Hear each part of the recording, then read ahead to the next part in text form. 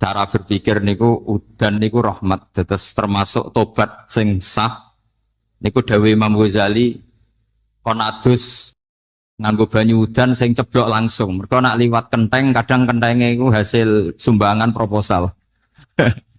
Terus pun sing langsung mawon, sing liwat plastik pun mboten mandi niku.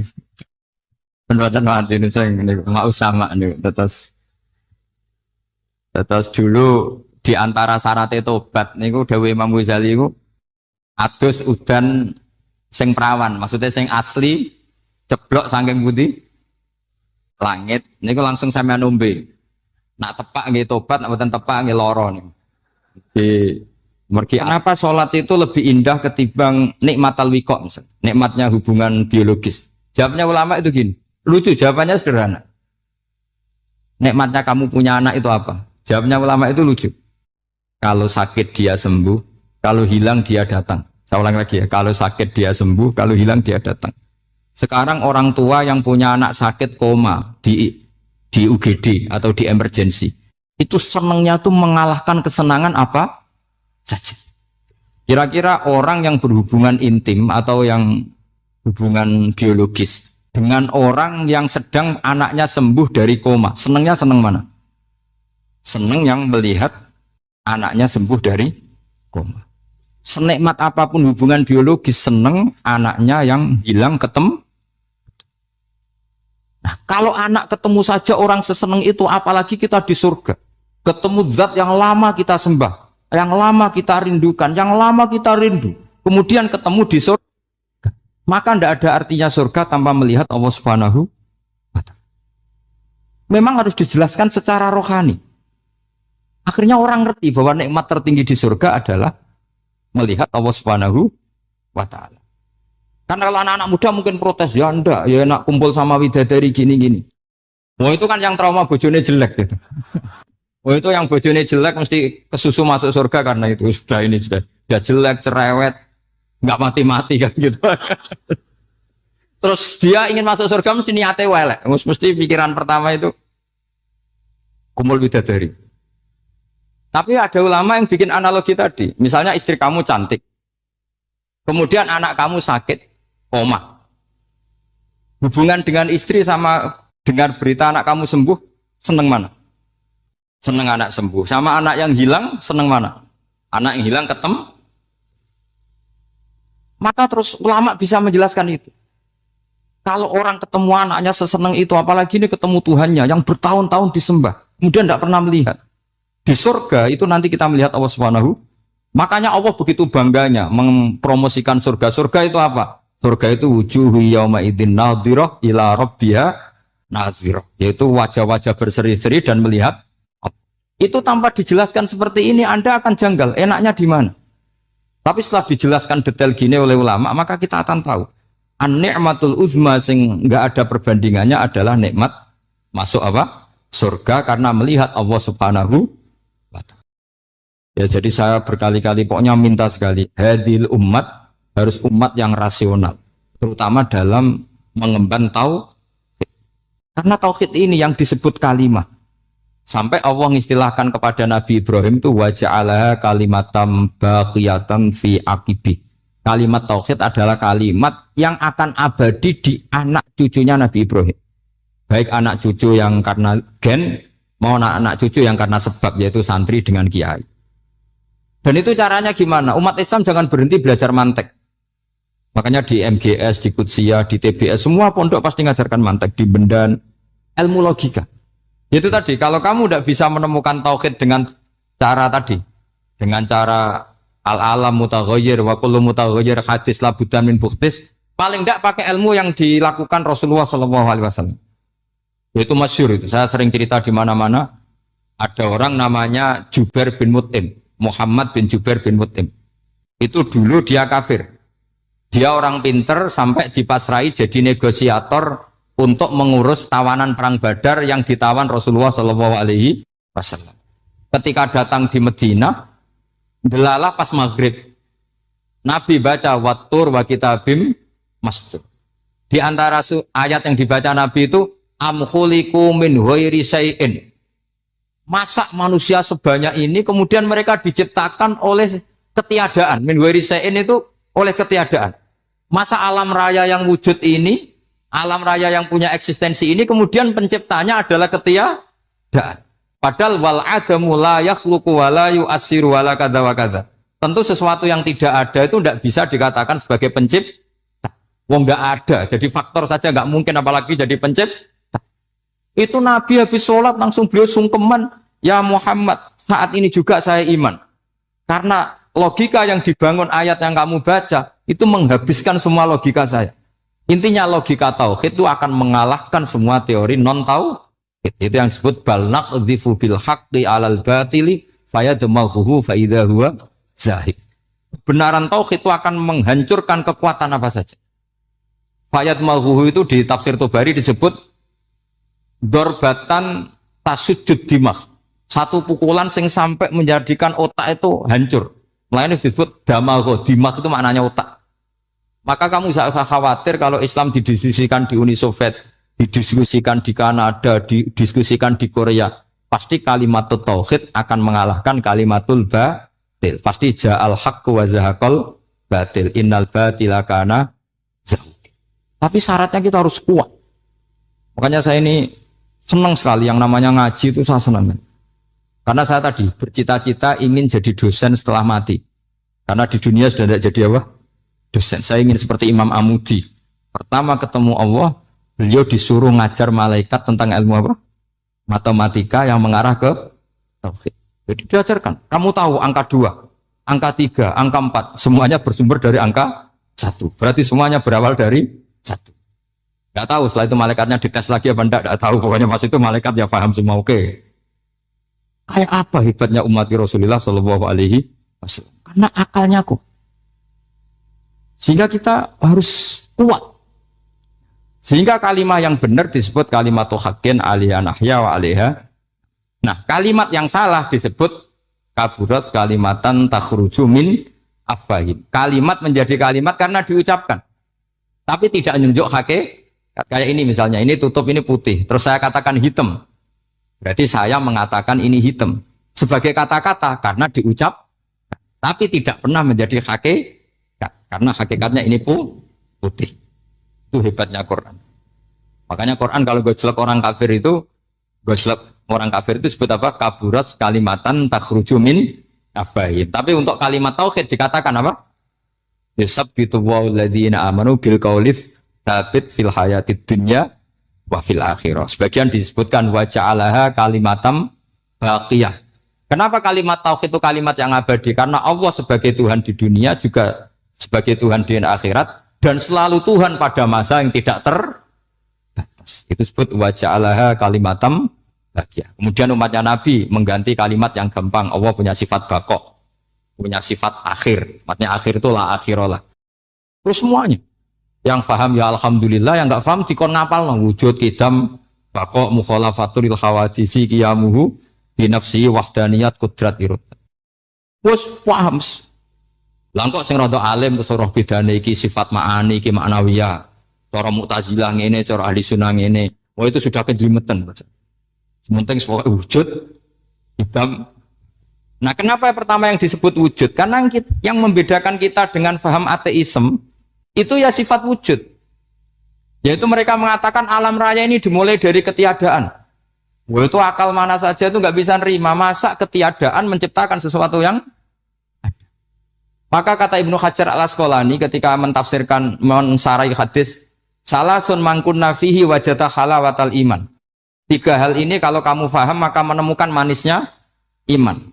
Manis itu enak. Terus kata Ibnu Hajar al-Asqalani, masih ingat betul dalam sarahnya Fathul Bari, wa yusamma inda ahlil aql, misalnya al-iltizat al-aqli. Agama ini mengajarkan kenyamanan cara berpikir.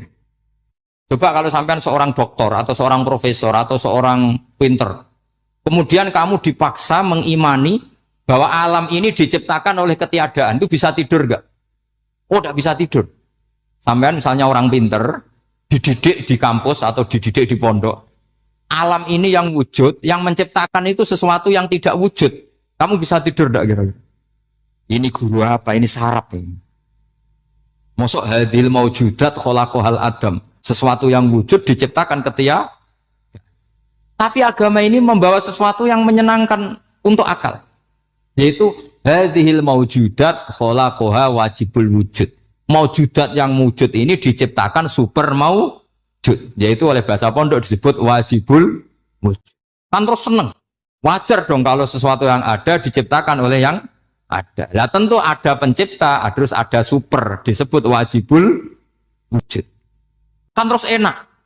Nah, itu kata Ibnu Hajar al-Asqalani disebut wajadah halawatal iman. Sehingga kita tidak usah khawatir. Makanya saya itu termasuk orang yang nggak khawatir. Apapun rusaknya dunia ini, kacaunya dunia ini akan kalah dengan kalimatut tauhid. Karena kalimat ini ketemu apa saja pasti menghancurkan. Yaitu disebut bal naqdhifu bil haqqi 'alal batil fayadmaghuhu fa idza huwa zahid. Kalimat hak ini akan menabrak apa saja. Dan yang ditabrak pasti hancur. Makanya sama tidak usah khawatir. Misalnya ada negara ateis di Cina, di Korea. Kita yakin asal yang diteliti itu agama Islam pasti menang. Nah yang susah kalau yang diteliti orang Islam. Itu susah. Karena yang copet kadang-kadang ya umat. Apalagi di negara mayoritas muslim. Nanti copetnya, premannya, koruptornya semuanya beragama Islam. Makanya kita hanya punya pilihan dua itu. Umat Islam dan Islam yang kumat itu dok. Kalau tidak umat Islam ya Islam yang kumat. Tapi kalau kalimat tauhid itu kalimat yang aman tak jamin. Tak jamin 100%. Sehingga saya itu kalau ditanya profesor Pak, kalau suatu saat Indonesia jadi negara yang sangat terbuka, kemudian ada sekolah perbandingan agama, menurut Anda prospek Islam gimana? Saya jawab asal yang dikaji Islamnya bukan orangnya, pasti Islam tetap prospek. Asal yang dikaji apa? Islamnya bukan orangnya.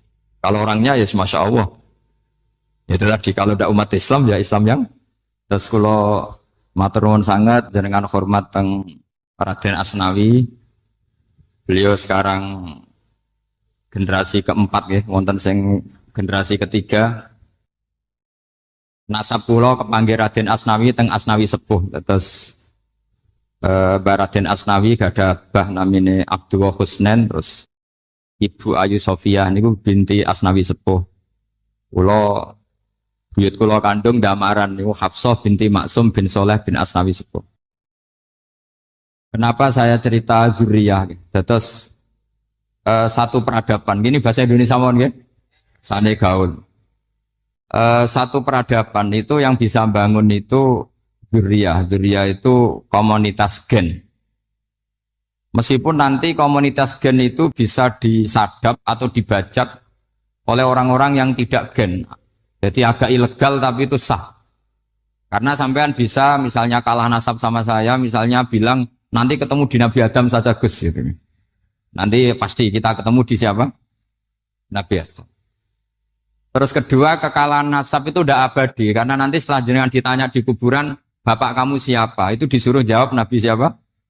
Ibrahim. Terus kekalahan nasab sampean nanti berakhir di kuburan karena nanti dijawab siapa bapak kamu? Disuruh jawab siapa? Nabi Ibrahim. Jadi yang punya bapak Karmen apa itu sudah selesai, sudah nggak dipakai lagi. Nanti pakai siapa? Nabi siapa? Ibrahim. Nah, kenapa saya cerita bahwa nasab gen itu akan disatukan oleh satu visi ilmiah yang objektif. Gini ku jawe Nabi Yusuf, wattaba'tu millata abai Ibrahim wa Ishaq wa Yaqub. Terus dawe Nabi Yusuf, maka nalana an nusyrika billahi min syai'. Jadi saya ngikuti leluhur saya. Ini dengerin ya, saya ngikuti leluhur saya, yaitu Nabi Yakub bin Ishak bin Ibrahim. Leluhur saya itu siapa? Maka nalana an nusyrika billahi min syai', yaitu keluarga besar yang tidak pernah melakukan kemusyrikan. Ya, keluarga besar kami punya tradisi tidak pernah melakukan kemusyrikan. Dan bahkan itu dibahasakan tidak mungkin kita ini melakukan kemusyrikan. Maka nalana itu kira-kira kalau bahasa Indonesia itu kita ini tidak mungkin melakukan kemusyrikan. Nah, kenapa demikian? Itu berangkat dari logika yang permanen. Disebut yusabbitu Allahu alladziina amanu bil qouli tsabiti fil hayatid dunya wa fil akhir. Logika permanen itu begini misalnya. Kita ini kan hidup dari bapak dari ibu terus sampai Nabi Adam. Kemudian setelah Nabi Adam ini berakhir, kemudian kita mau tidak mau berpikir Nabi Adam itu siapa? Terus diterangkan ternyata Nabi Adam itu satu makhluk hidup yang mulanya dari tanah. Lewat wahyu Allah, lewat titah Allah kun, kemudian jadi manusia yang bernama Adam. Sebelum Adam ada bumi, ada langit, ada cakrawala, macam-macam. Kemudian itu kita rumuskan lagi, asal usulnya adalah tidak ada. Adamiyun makhdun. Akhirnya kita tahu bahwa alam raya ini diwujudkan setelah dari tidak ada. Nah tentu terus kita berpikir, dari tidak ada menjadi ada itu pasti penyebabnya adalah sesuatu yang ada. Nah yang ada itu disebut wajibil wujud. Karena wajibil wujud ini wujud sendiri, nggak ada saingannya. Karena Allahu ala syai'amahu, Allah ada dan tidak ada pesaingnya. Maka kita ini berpikir nggak mungkin ada kekuatan manapun yang menyamai Allah. Sehingga nggak ada Yesus mungkin menyamai Allah, nggak ada Fir'aun, nggak ada Lata, nggak ada Uzza. Makanya disebut maka nalana an nusyrika billahi min syai'. Kita ini tidak mungkin melakukan kemusyrikan. Sama tidak usah tanya saya, Gus, tapi orang menjadi musyrik itu kan mungkin. Jawabannya itu tetap nggak mungkin. Kemusyrikan itu satu teori yang nggak mungkin. Tapi kalau orang musyrik itu mungkin. Tapi karena kita kenal yang membawa beliau banyak ke Korea. Saya itu beli pesolatan tuh bukan 1, 2 sampai 2 kerdus, 3 kerdus. Itu mulai saya ngiai sampai sekarang. Tak bawa ke Sragen, ke Solo 3, termasuk tak bawa ke Korea. Jadi mungkin ya ini GR saya ngaji di sini itu barokahnya jualan pesolatan. Tapi bukan jualan yang cari laba enggak, karena tak gratiskan, tapi itu dagang akhirat lah kira-kira gitu. Jadi kalau saya masuk neraka kita era pantas wong bakul pesolatan kok masuk neraka gitu. Kayak itu enggak pantas itu. Karena saya termasuk orang ya yang cara berpikir itu optimis. Dulu di sini ada orang alim alama namanya Raden Asnawi. Terus kemudian sejarah agak berpolemik, ada yang mengatakan beliau itu muridnya Syekh Nawawi, ada yang mengatakan tidak. Apapun itu yang saya yakini adalah beliau ya saling istifadah lah, saling bermanfaat bagi Syekh Nawawi Banten. Saya punya catatan sejarah banyak tentang Raden Asnawi karena guru-guru kita itu akan ketemu di Syekh Nawawi Banten. Yaitu kita tahu misalnya saya ngaji Mbah Mun ngaji Mbah Zubair misalnya ngaji Syekh Fakih Mas Kumambang, ngaji Mbah Mahfud, terus ngaji Sayyid Abi Bakar Sato, terus ngaji Sayyid Zaini Dahlan. Kalau keluarga sini mungkin misalnya Gus Hafid, Mbah Niam, Mbah Zuhri, terus Raden Asnawi. Raden Asnawi kita tahu nikah dari istri mudanya Syekh Nawawi, yaitu Nyai Hamdana. Saya sering diceritani Mbah Mun, terus Nyai Hamdana punya anak yang namanya Zuhriyah dari Syekh Nawawi. Kemudian setelah dinikahi Raden Asnawi punya anak namanya Zuhri, Minan, Ni'am, terus sampai ke Gus Hafid, Hafid bin Ni'am. Kenapa saya cerita ini? Karena kealiman itu adalah sesuatu yang dibanggakan Allah. Imam Amudi itu ulama ahli matematika. Jadi ada ulama itu ahli matematika. Dia nggak pernah ngajarkan pesolatan, zakat, sholat, tapi dia ngajar matematika. Kemudian dari matematika itu beliau menjadi ahli tauhid. Sehingga nanti Mungkar Nakir itu nggak akan tanya dia marabbuka wa manabuka, karena dia punya rencana. Yang ngajar tauhid itu saya, kata. Jadi kalau dia malaikat akan marabbuka, pangeran kamu itu siapa? Malaikat malah dilawan. Kamu pernah ngajar tauhid? Saya ini guru tauhid.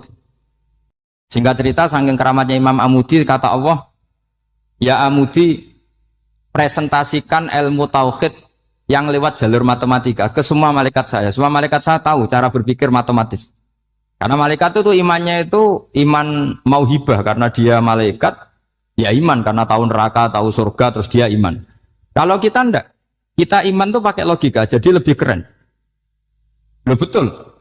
Malaikat itu ketika bangga, ya Allah apa ada orang yang imannya di atas kita? Jawabnya Allah ada. Siapa? Ya orang-orang kudus kata Allah.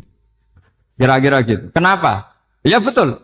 Karena kamu iman saya itu wajar, kamu tahu saya, tapi mereka enggak tahu saya tapi iman.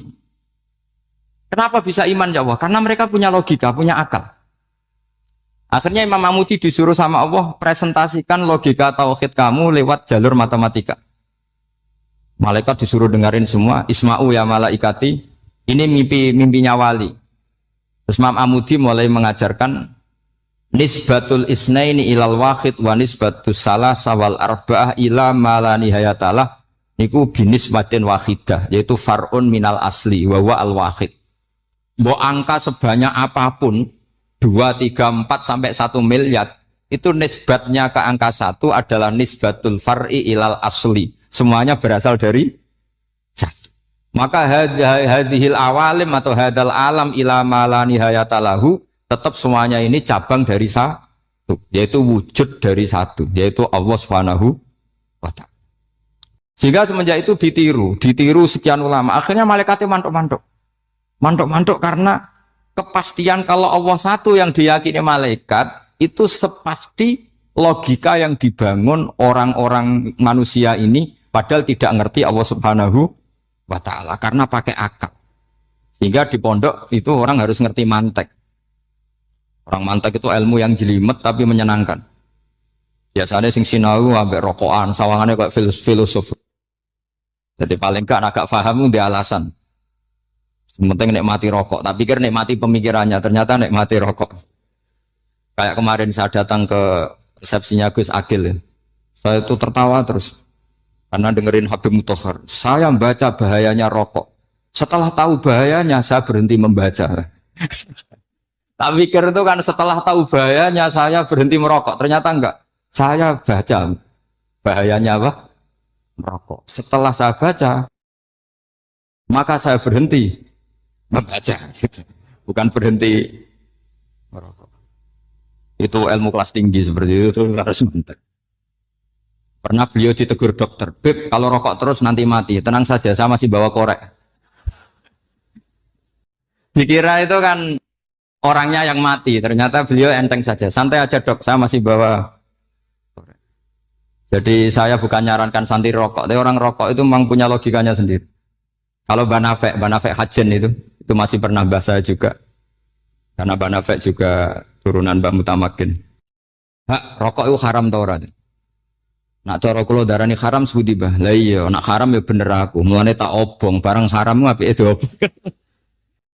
Jadi saya tuh saya sama orang-orang sepuh itu tidak pernah menang. Jadi apa ya? Mereka itu orang yang sudah lama gimana ya? Mau dikatakan bulat itu ya, tapi memang nggak pernah kalah mereka. Ada satu kiai, masih misananya Mbak Nafek. Ini rokok 2 katanya. Bagi yang nggak ngerokok berarti membiarkan 2 haram masih.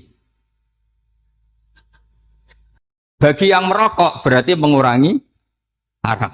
Kalah lagi ya. Jadi saya tuh pernah dibully 2 mbah saya. Karena 2 mbah saya ini rokok semua. Akhirnya saya sing nom ngalah gitu. Karena saya tidak mungkin bilang sing waras ngalah karena kalah sepuh gitu. Jadi ya sudah, mau tidak mau harus bilang sing nom.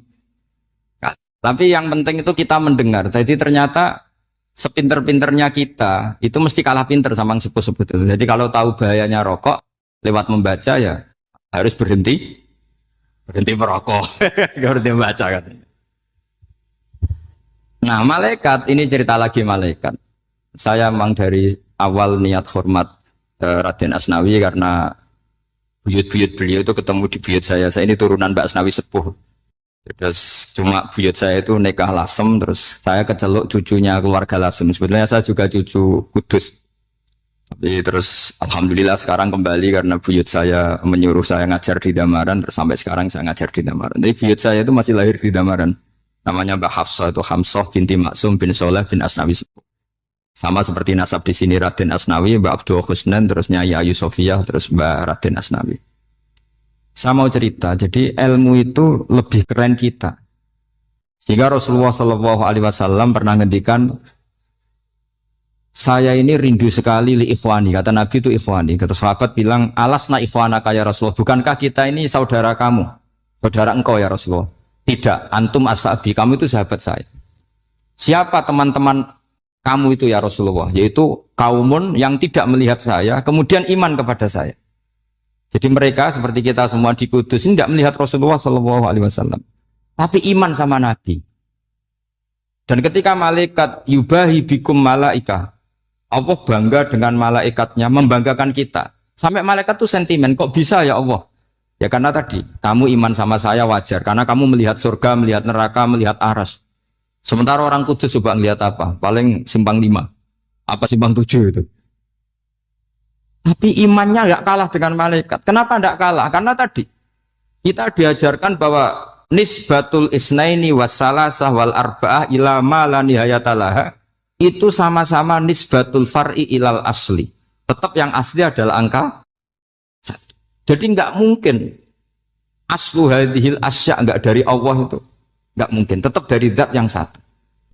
Kemudian tentu ini bukan nisbatul walad ilal walid, anak ke bapak tentu enggak, tapi nisbatul khaliq sama makhluk. Tapi apapun itu pasti 1. Sehingga Imam Amudi akhirnya masuk surga lewat jalur itu, tidak usah lewat pertanyaan man rabbuka wa man nuka. Kelasnya disuruh ngajar malaikat. Saya punya rencana jadi pengajar malaikat nanti itu kan. Jadi orang-orang Kudus yang dapat barokahnya Raden Asnawi nanti jangan mau kalau ditanya man rabbuka wa man nuka. Kelasnya itu harus apa? Jadi gurunya malaikat. Karena bapak kita Nabi Adam itu keren. Nabi Adam itu adalah orang yang disuruh Allah dipresentasikan, dibanggakan Allah di depan para malaikat. Ketika ada malaikat yang agak hasud, tapi itu tidak malaikat papan atas, malaikat yang kebanyakan. Itu kan agak gak terima Nabi Adam jadi apa? Khalifah. Sampai malaikat ini usul ataj'alu fiha mayusidu fiha wasfikut. Makanya kalau saya protes sama malaikat itu malaikat yang ini, bukan Jibril sama Israel. Kalau protes Israel bahaya, bisa dihabisin. Saya pernah ditanya seorang kiai, Gus jenengan gojlok malaikat kok berani? Ya karena malaikat yang jenis ini pernah gojlok Nabi siapa? Adam. Enggak percaya kalau Nabi Adam itu layak mimpin, sampai protes ataj'alu fiha may yufsidu fiha wasfikut. Tapi apa yang terjadi? Allah mengajarkan satu ilmu di Nabi Adam, kemudian disuruh meresentasikan. Qala ya Adamu ambihum bi asma'ihim. Adam, coba kamu presentasikan ilmu kamu. Setelah Nabi Adam fasih mempresentasikan ilmu, kata Allah, kamu bisa enggak sepinter Nabi Adam? Enggak bisa ya Allah. Makanya sudah saya bilang, ini a'lamu malah. Saya lebih tahu siapa yang layak mimpin. Jadi layak mimpin itu pertama harus kuwatul ilm. Ilmunya itu harus kuat. Nanti saya akan cerita hubungannya Raden Asnawi dengan Syekh Nawawi. Apa itu hubungan teman, apa murid guru, itu memang masih jadi polemik sampai sekarang. Kalau saya ya keyakinan saling istifadah. Ini bahasa netral, tidak murid guru tapi saling apa? Istifadah. Kata Syekh Nawawi dalam tafsir Munir itu, ilmu itu nomor 1. Sehingga beliau setiap ada ayat fa inna hizballahi humul ghalibun, beliau pasti menafsiri bil hujjah wal barohin la bisaulah. Saya masih ingat betul takbirnya, memang saya hafalkan. Tapi bukan untuk modal pidato, bukan modal sebagai wong alim. Kalau pidato gampang. Pidato itu semua orang bisa. Kalau jadi orang alim itu tidak gampang. Lebih susah lagi wong alim berpidato. Itu kalau nggak pernah mbah saya tidak mau. Karena memang saya terkenal nggak suka pidato. 1 memang nggak bisa. Nomor 2 tidak ingin. Nomor 3 ya rugi. Karena pidato itu nasib-nasiban. Kalau nasib baik kamu tidak paham itu, wah Gus Ba ilmunya tinggi sehingga kita tidak paham itu kalau nasib baik. Kalau nasibnya ada baik, nak ngendikan bulat sama itu tepat-tepatan. Dan Syekh Nawawi itu benar, Raden Asnawi juga benar, semua guru-guru kita benar. Karena agama ini sebetulnya bukan masalah negara, tapi masalah logika yang sehat. Uni Soviet itu pernah mengkooptasi Uzbek, Ceknya, Tajikistan. Itu 100 tahun. Orang dipaksa ateis. Tapi orang-orang Uzbek Saya sering ketemu ulama Uzbek, kadang ketemu di Korea, kadang di Malaysia. Orang-orang Uzbek itu punya basement di bawah tanah. Kemudian di bawah tanah ini mereka ngajarkan tauhid. Ngajarkannya ya gampang. Misalnya ini sesuatu yang ada, iya ini. Ini ada penciptanya enggak? Ya ada. Siapa? Tukang katanya. Yang penting itu enggak ada logika bahwa sesuatu yang ada disebabkan oleh ketiadaan. Lah orang komunis, orang ateis itu orang yang mengatakan alam ini didahului oleh nihilisme, oleh adamiyah. Masuk akal enggak sesuatu yang ada, penciptanya sesuatu yang tidak ada. Sehingga orang anak-anak Uni Soviet itu enggak pernah kepikiran membenarkan ateis, itu enggak pernah. Bareng Uni Soviet ada itu glasnost perestroika itu kemudian hancur, semuanya langsung menjadi negara Islam, termasuk Uzbek, Tajikistan, karena diajari ilmu, bahwa ilmu itu yang nggak pernah kalah oleh negara. Sehingga saking pedenya Rasulullah SAW ketika Sulhul Hudaybiyah, ini agak jelimet tapi gampang dicerna. Sulhul Hudaybiyah itu satu perjanjian yang semuanya merugikan Rasulullah. Yaitu kalau orang kafir masuk Islam disuruh kembalikan ke kafir, karena kafir itu bagi mereka habitat. Islam itu hal yang baru. Tapi kalau orang Islam menjadi kafir, nggak boleh kembali Islam, berarti kembali ke habitat. Semua perjanjian itu merugikan. Sampai masyhur Sayyidina Umar protes ke Rasulullah, jenengan masih nabi. Itu kan ekstrim tanya. Jenengan sampai sekarang masih nabi? Ya, saya masih nabi. Kenapa tanya demikian? Karena semua perjanjian merugikan Islam, menguntungkan orang apakah? Semua sahabat sebetulnya persis Sayyidina Umar protes, kecuali Abu Bakar. Lama-lama akhirnya di antara perjanjian itu berbunyi begini. Tapi saya minta satu hal. Orang boleh mendiskusikan Islam tanpa tekanan. Itu saja permintaan Nabi. Orang boleh mendiskusikan Islam secara bebas, tidak tertekan. Karena orang-orang kafir melihat itu hal yang biasa. Ya nggak masalah Muhammad. Akhirnya orang diskusi. Islam itu apa sih? Islam itu orang yang menuhankan Allah. Allah itu siapa? Zat yang menciptakan langit dan bumi. Lama-lama orang kafir berpikir, wah keren. Tuhannya Muhammad bisa bikin langit dan bumi. Tidak kayak Tuhan kita, malah kita yang bikin. Jadi mulai debat itu mulai. Terus ada yang cerita lagi. Saya pernah loh nyembah Lata, pas itu dikencingi luwak. Masa ailahun ya bulu ali sa'laban, masa Tuhan kok dikencingi luwak? Yang agak-agak ahli kitab ya diskusi lagi. Wah kayaknya Yesus tidak Tuhan. Masa Tuhan kok kelaparan, lemes, wah repot nanti. Jadi makanya Allah ketika gojlok wa ummuhu siddiqah kana yakulani ta'am. Mal masihu ibnu Maryam illa rasul qad khalas min qablihir rusul wa ummuhu siddiqah kana yakulani. Coba paradok ndak misalnya. Kamu didolani Nabi Isa terus ketok lemes. Kenapa Tuhan? Saya agak sakit keroi dulu. Kan enggak kebayang itu. Punya Tuhan yang sakit setelah makan sehat terus. Kan enggak kebayang seperti itu. Ketika Nabi punya konsep Tuhan, Tuhannya Muhammad itu siapa? Yaitu zat yang la awalalah, zat yang pertama. Lalu Tuhan itu siapa? Tuhan itu yang menciptakan langit bumi. Tuhan itu siapa? Yang memulai segalanya. Lama-lama mereka berpikir, wah kalau gitu yang benar itu Islam. Maka kata Imam Zuhri, Syihabuddin Az-Zuhri, fama kana fathun fil islami a'dhama min sulhil Hudaybiyah. Innama kana an-nasu yatafadhaluna fil hadis wal munaza'ah. Semua teks riwayat itu ada kata wal munaza'ah. Orang bebas ngomong dan berdebat. Munaza'ah itu berdebat. Terus akhirnya falam yatakallam ahadun bil islami yaqilu syai'an illa dakhala fihi. Kemudian setelah berdebat dan mereka tahu Islam pasti akhirnya masuk. Dan itu yang sekarang terjadi di dunia. Makanya saya pernah ditanya seorang profesor, Gus, kalau di Jogja ada sekolah perbandingan agama, menurut Anda gimana? Asal itu tentang agama, tidak apa-apa. Tapi kalau yang dibandingkan umat Islam itu jangan. Karena nanti kalau di Indonesia kira-kira yang copet itu ditanya agamanya juga Islam, yang koruptor juga Islam. Jadi kalau yang dikaji Islamnya nggak apa-apa, tapi orangnya jangan kata saya. Karena yang bulat ya banyak, yang nggak sholat ya banyak. Tapi kalau Islamnya saja, misalnya adu konsep tentang Tuhan. Masyhur kita mungkin banyak yang melihat itu debatnya Stanley Fischer sama Ahmad Didat itu. Tuhan kamu siapa ini itu sama Didat. cerita Tuhan saya itu lam yalid wa lam yulad wa lam yakul lahu kufuwan. Itu spontan ada seorang mahasiswi bilang, sepertinya Tuhan Anda lebih menarik kan? Karena Tuhan Anda yang menciptakan langit bumi, yang Tuhan ini kok lahirnya sudah di bumi, masa lahir-lahir langsung jadi Tuhan? Jadi akhirnya falam yatakallam ahadun bil islami yaqilu syai'an illa dakhala fihi. Sehingga agama ini apa? Agama itu adalah kalimat tauhid. Kalimat itu apa? Logika yang terbangun. Nah, ketika logika itu terbangun, maka disebut yusabbitu Allahu alladzina amanu bil qaulis tsabit fil hayatid dunya wa fil akhirah. Allah itu akan menetapkan satu kaul, satu presentasi ilmiah atau satu kesimpulan ilmiah. Yang kesimpulan itu nyata benarnya. Dan ini akan nyata terus baik di kehidupan dunia maupun kehidupan apa? Akhir. Seperti Allah sebagai Tuhan. Itu akan nyata terus. Di dunia Allah ya Tuhan, nanti di akhirat juga. Tapi Tuhan selain Allah, maka menjadi Tuhan ini nunggu ada yang menuhankan. Misalnya Fir'aun, itu jadi Tuhan karena ada yang menuhankan. Sekali dia mati, dia sudah aset wisata, bukan Tuhan lagi. Makanya gejolokannya orang ulama Arab, kalau ketemu ulama Mesir, kalau gejolokan itu lucu. Orang Arab, ada Abu Jahal, Abu Lahab, penggaweane ngusir Nabi. Gitu.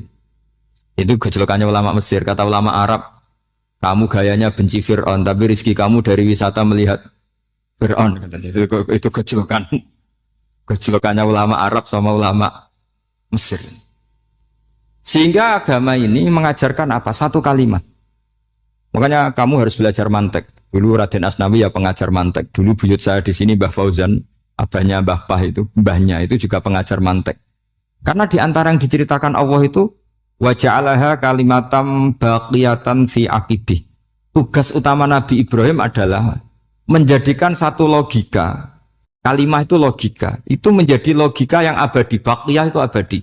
Fi aqibih, di anak turunnya Nabi Ibrahim. Misalnya begini, saya beri contoh ya. Misalnya saya mengatakan teh ini hitam. Itu menjadi kalimah. Kalimah karena diucapkan. Tapi tidak menunjuk hakikat karena tehnya berwarna apa? Kuning. Sehingga Quran kalau menyalahkan orang kafir itu ngendikannya kaburas kalimatan takhruju min afwahihim. Omongannya orang kafir itu menjadi kalimat karena diucapkan dari mulutnya. Kenapa menjadi kalimat? Karena diucapkan tapi tidak menunjuk hakikat. Seperti orang mengatakan 2 ditambah 2 itu 10. Itu kalimat, tapi kalimat yang salah.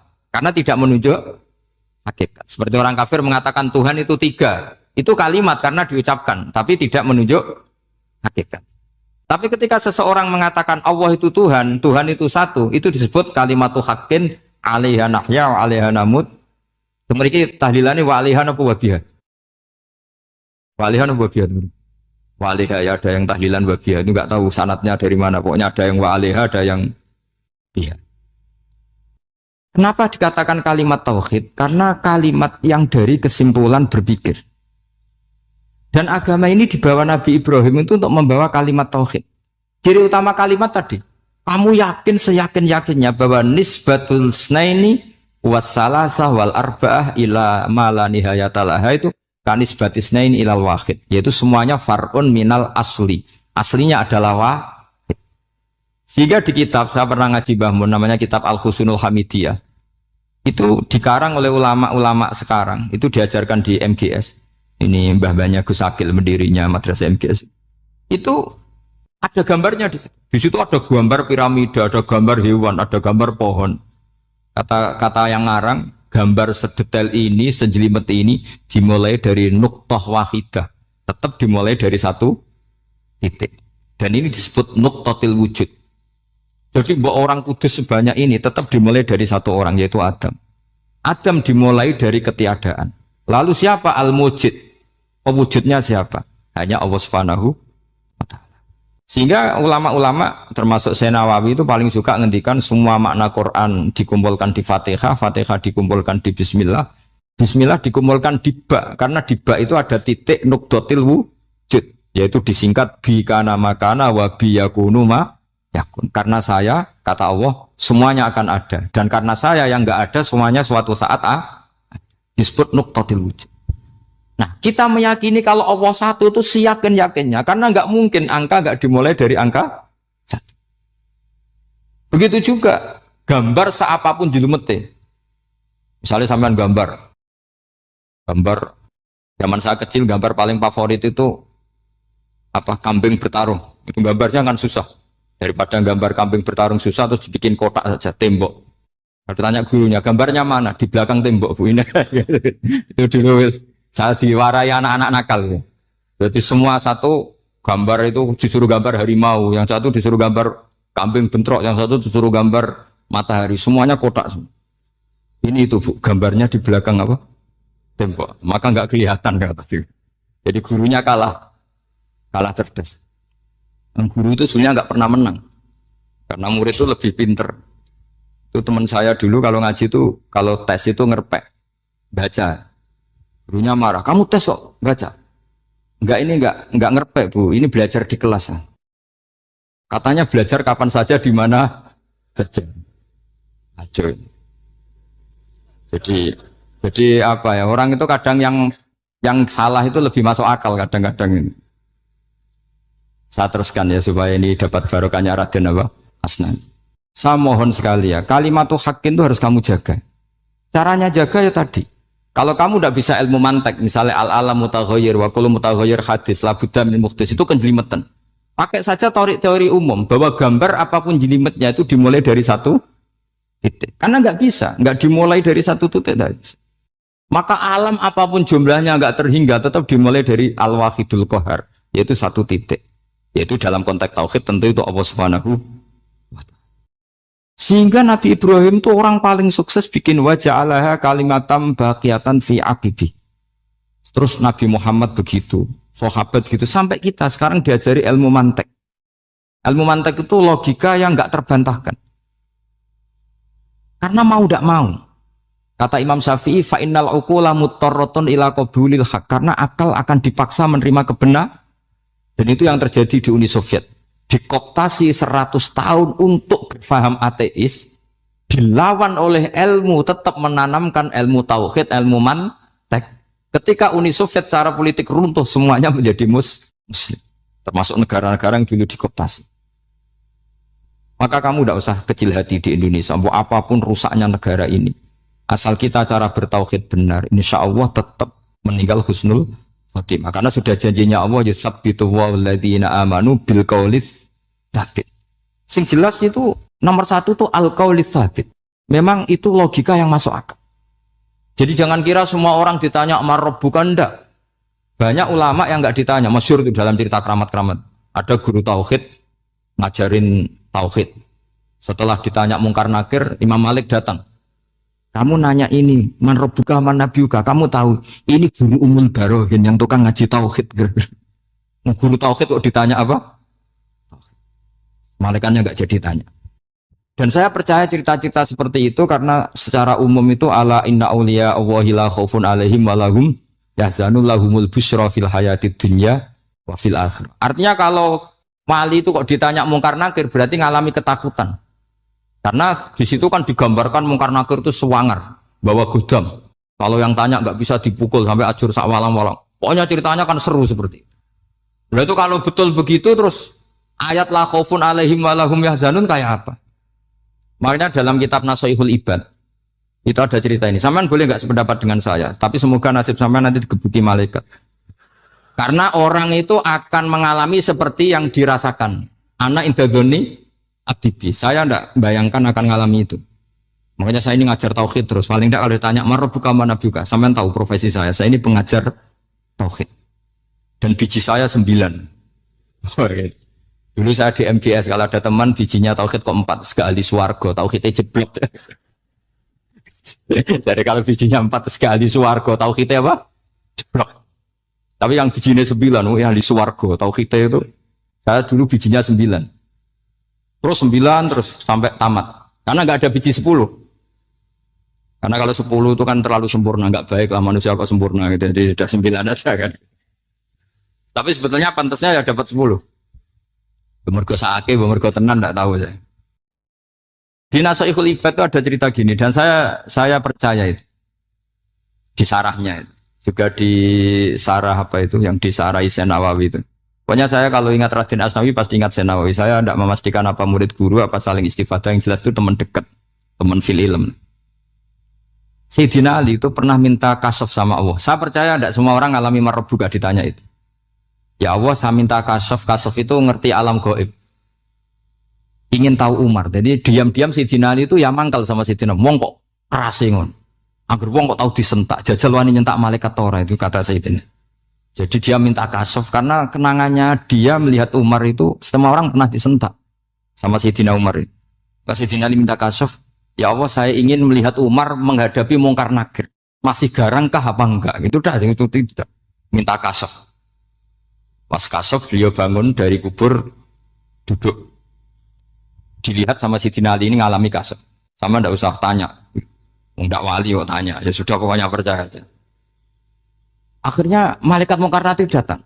Itu di situ digambarkan matanya itu kalkidril mughalla, kayak apa itu? Panci yang dibakar. Wah, soalnya seru. Semua nang Sayyidina Ali. Hari ini kamu akan takut gitu. Tapi ternyata enggak. Umar bangkit disentak orang tua itu.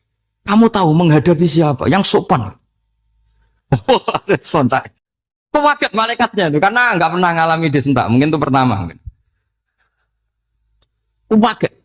Memangnya kamu siapa? Saya ini teman kekasih Tuhanmu. Saya yang diandalkan temannya, sebenarnya bukan dia. Ana sohibu habibillah. Saya ini temannya kekasihnya Allah. Jadi dia mengandalkan temannya sebetulnya, bukan mengandalkan dirinya. Oh, kamu temannya Nabi Muhammad? Iya, saya Umar, temannya Nabi Muhammad. Kamu harus hormat sama temannya kekasih Allah. Terus mulai itu. Akhirnya matur Allah. Ya Allah, apakah prosedur seperti ini bisa dinego? Sama Allah. Oh iya katanya. Kamu kalau menghadapi kekasih saya ya jangan seperti itu katanya. Semenjak itu beliau sopan santun, dua Mungkar Nakir itu. Jadi ini berita gembira. Jadi sebetulnya itu enggak. Tapi kita ini kan enggak punya nyali nyentak Mungkar Nakir. Semoga dengan gelar kita doktor tafsir, doktor tauhid gitu. Atau paling enggak guru kudsiyah tauhid gitu. Atau siswa terbaik dalam materi tauhid. Itu harus kamu bawa status. Jadi sehingga nanti ini saya ranking 1 tauhid, masa masih ditanya marbuka waman nabi. Dan itu menurut saya sah. Sama nggak usah protes takbirin tiga, susah usah takbiran. Pokoknya takbirnya adalah wali-wali itu la khaufun alaihim walahum. Yes, mereka tidak akan mengalami ketakutan baik kehidupan dunia maupun kehidupan akhir. Bahkan para malaikat itu mengatakan ke wali-wali nahnu awliyaukum fil hayatid dunya wa fil akhir. Kita ini teman kamu, saudara kamu, mitra kamu. Masa mitra kok nutui itu kan nggak fair. Dan menurut saya paling efektif itu apa? Kamu harus punya rumus tauhid kayak Imam Amudi menemukan Tuhan. Imam Amudi itu menemukan Allah itu lewat ilmu matematika. Dan itu Allah saking senengnya disuruh ngajari para malaikat. Wa ya malaikati isma'u. Kamu harus mendengar, ini orang alim saya yang ahli matematika. Tapi justru itu ngerti bahwa asal usul alam itu minal wahidil qahar. Dari zat yang satu. Akhirnya Imam Amudi mulai ngajar tuh. Nisbatus naini wassalah sawal arba'a ila mana nihayatalaha iku kabeh iku far'ul wahid. Akhirnya malaikat mantuk-mantuk. Nah, iman seperti itu akan setingkat keyakinannya dan keakurasiannya sama dengan imannya para malaikat. Makanya Nabi ngendikan tubaliman amanabi walam yaroni. Sebagian riwayat disebut sab amarot. Nabi ngendikan sampai 7 kali.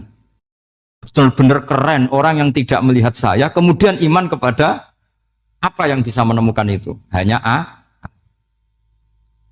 Misalnya contoh paling gampang ya yang dialami para ulama. Ya saya ulang lagi yang dialami para ulama. Ketika menemukan ilmu ya yang menjadikan mereka mahabbah Rasulullah Shallallahu Alaihi Wasallam. Nabi itu paling suka itu sholat. Nabi itu paling senang sama sholat. Wa qurratu aini fi sholat. Terus beliau ngendikan as-sholatu imaduddin. Terus beliau kalau muji sholat itu sundul langit.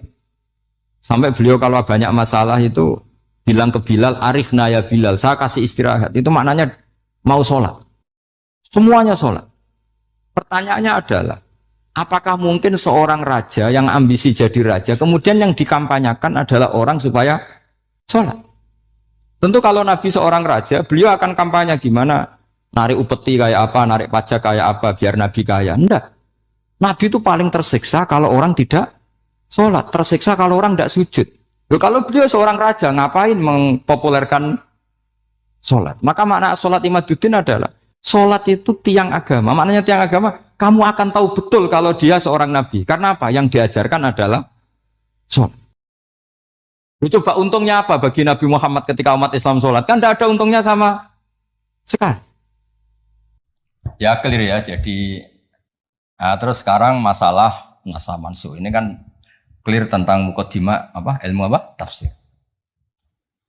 Nasa mansuh itu kelihatan datar, tapi itu urgen sekali. Karena agama sebagai aturan ya atau solusi mau tidak mau kan bersentuhan dengan hukum sosial yang tidak akidah. Saya tadi sudah matur Pak Arsoyo, agama yang tidak akidah itu kan bersentuhan dengan hukum sosial. Kalau yang akidah jelas Allah itu satu, la ilaha illallah wahdahu la syarikalah. Kalau sosial, saking bersentuhan dengan sosialnya itu Pak Fathul Wahid, Imam Syafi'i itu punya istilah begini Pak Arsoyo. Ketika Nabi misalnya sodakoh atau zakat pakai kurma atau pakai susu kering misalnya, sodakoh atau zakat, atau dulu ngamal pakai dinar, pakai apa? Dinar. Itu langsung dianalisis kutil balad. Pokoknya makanan pokok, zakat itu ngambil makanan pokok. Berarti di Indonesia pakai apa? Beras. Ketika Nabi sodakoh pakai dinar, langsung dianalisis pakai saman, yaitu alat tukar atau uang yang sah. Jadi kamu tidak usah memaksakan mentang-mentang anut sunat Rasul, terus kamu makan kurma, terus bisa mencret. Terus mentang-mentang sunat Rasul, saya tidak pernah sodakoh, karena sekarang nggak ada dinar. Nabi kan sodakohnya pakai dinar, medit ya alasan. Kalau mau kikir saja, tidak usah punya alasan. Lama Pak Arso nggak jadi wakaf tanah, karena Nabi nggak pernah wakaf tanah di Sleman, wakafnya di Mekah. Oh ini kan tanahnya di Sleman. Lama-lama ada orang nggak sholat, Nabi sholatnya kan di Mekah, kita kan di Indonesia. Bisa rusak semua kalau ya pakai mersiskan sunnah Rasul. Itu ada analisis. Nah, itu juga yang menjadikan kenapa harus ada ulama usul fikih. Orang yang bisa menganalisis. Apa bisa? Misalnya begini, saya beri contoh di bab haji. Nabi itu domisili di Medina. Karena di Medina itu melewati Dal Khulaifah yang sekarang disebut Bir Ali. Maka mikotnya Nabi ya dari Bir Ali. Tapi kalau orang Yaman ya dari Yalamlam. Atau orang Indonesia rata-rata terbang lewat Yaman. Mungkin orang tertentu di kawasan Jirona ya Jirona. Ada yang dari Tanim, ada yang dari Juhfa. Jangan mentang-mentang kamu orang Indonesia ikut sunnah Rasul terus memaksakan dari Indonesia di atas Yalamlam. Mohon niat ihram. Enggak, saya nanti aja dari Berali. Nabi kan dari lama-lama enggak ada orang berani tempat di Sleman. Nabi kan hidupnya di Medina, Sleman. Hadisnya mana? Ini panjang. Analisis itu penting supaya orang itu proporsional. Apa orang itu? Itu juga bagian dari ulumul Quran. Ulumul Quran. Sehingga kalau kamu nuruti persis, misalnya begini, saya pernah ditanya. Ini saya, Pak Arsoyo, Pak Fathul Wahid, kalau naik Innova atau naik mobil, kan mesti dungo, wis soleh lah, jadi tak alani mesti wis soleh, nang kowe lali numpak terus untuk gratis mangkat kabeh. Kalau yang soleh-soleh gini itu kan kalau naik ya subhanalladzi sakhkhara lana hadza wa ma kunna lahu muqrinin wa inna ila rabbina munqalib. Itu jelas di Quran tuh wal khaila wal bighala wal hamir wal khaila wal bighala hamir. Jelas yang dicontohkan di situ ya kendaraan itu ya unta, khimar, kuda. Dan karena yang dikendarai itu hewan, dulu Allah bayangkan juga litas tawu ala dhuhuri, kamu naik di punggung hewan itu, sumatazkuru ni'mata rabbikum idastawaitum alaihi wa taqulu subhanalladzi sakhkhara lana hadza. Terus kamu sekarang naik pesawat, naik Innova. Ini kan tidak kuda. Ini kan tidak unta. Jadi enggak usah doa itu karena doa itu untuk apa? Naik kuda atau ya kacau semua kalau gitu. Makanya dibutuhkan ilmu namanya usul fikih. Usul fikih itu kira-kira analisis. Yang dilakukan Nabi itu jenis ubudiyah makhthos sehingga enggak bisa dinego atau jenis produk sosial. Atau jenis kalau produk sosial ya tadi sudah musyawarah sama Pak Arso tadi ya kontekstual atau kondisional namanya produk apa? Nanti lama-lama gini, pakai bit jangan, Nabi dulu enggak pernah pakai bid'ah itu. Ya, panjang nanti ceritanya. Ya jadi seperti sekarang kembali ke nasa mansuh.